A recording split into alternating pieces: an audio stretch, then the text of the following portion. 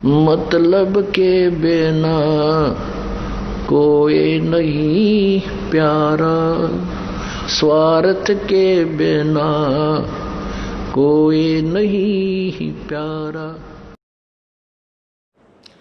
जो देवता बने हुए हैं,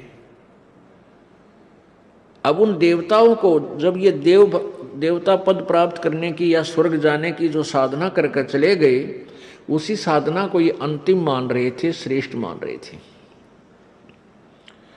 तो वहां जाने के बाद फिर इनको याद आता है कि वेदों में लिखा है, क्योंकि जिन ऋषि महर्षियों ने वेदों अनुसार साधना की और वो कहाँ गए, ब्रह्मलोक में। ब्रह्म की पूजा करने वाले ब्रह्मलोक में जाते हैं। और गीता जी अध्याय नंबर 8 के श्लोक नंबर 16 में लिखा है कि ब्रह्मलोक पर्यंत भी सभी आवागमन में है, जन्म और मृत्यु के अंदर है। तो इनको वहां पता चलता है भाई हमने वेदों अनुसार साधना की और हम यहां आगे चलो स्वर्ग प्राप्त हुआ, महास्वर्ग मिल गया, लेकिन यहां भी मृत्यु होगी, हम फिर जाएंगे इसे छोड़कर। तो वहां क्या इनकी आपस में कैसी चर्चाएं चलती हैं इन देवताओं की।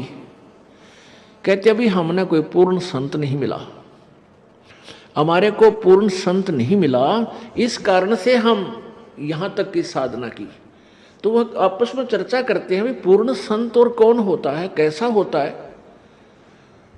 फिर वहां परमात्मा पूर्ण ब्रह्म इनकी आत्मा को झंझोड़ते हैं, इनको याद दिलाते हैं कि तुम पढ़ा करते थे यजुर्वेद अध्याय नंबर 40 के और श्लोक नंबर 10 से लेकर 13 तक। उसमें लिखा है कि वेद ज्ञान देने वाला जो प्रभु है वो कहता है कि वो परमात्मा की, पूर्ण परमात्मा के विषय में यथार्थ जानकारी, वो जन्म लेता है या नहीं लेता है, वो साकार है या निराकार है, उसके विषय में जो जानकारी है वो किसी तत्वदर्शी संतों से पूछो, सुनो। तो वो तत्वदर्शी संत का ज्ञान उन वेदों से भिन्न है, इससे सिद्ध है। तो फिर ये वहां चर्चा करते हैं भाई कैसे मनुष्य जीवन मिल गया,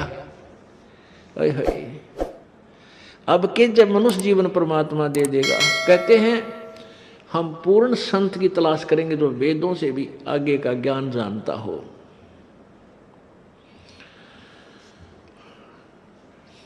अब परमात्मा अपनी सच्चिदानंद घन की वाणी में 5वें वेद में कहते हैं इस देही को देवालोचन तू नर क्यों उकलाता। जैसे कई व्यक्ति दुखी हो जाते हैं अपने प्रारब्ध के पापों से, संकट के ऊपर संकट, संकट के ऊपर संकट आ रहा है, तो वो क्या दुखी होकर के क्या धारणा करते हैं, हे भगवान आत्महत्या कर लो। इसके विषय में परमेश्वर अपनी वाणी में कहते हैं इस देही को और देवता लोचे तू नर क्यों उकलाता। इस मनुष्य शरीर को तो देवता भी तरस रहे हैं जो तुझे प्राप्त हुआ है, और तू इससे क्यों उकलाता है, यानी इससे क्यों छक लिया।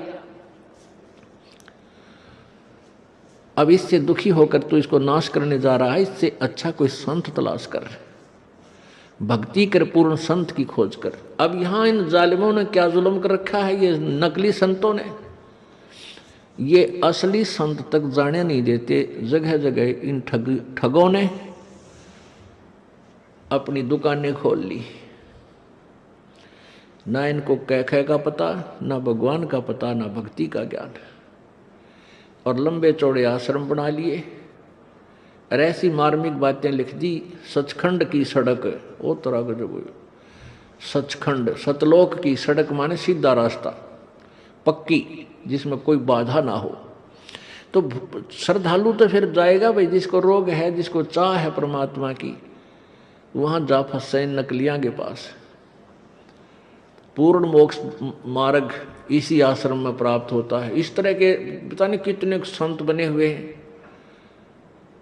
तो ये सबसे बड़ा काल का जाल है, ये नकली संतों का होना। तो कहने का भाव ये है कि देवता भी इस मानव शरीर को तड़फ रहे होते हैं कि कभी मानव शरीर मिले, पूर्ण संत खोज करूं।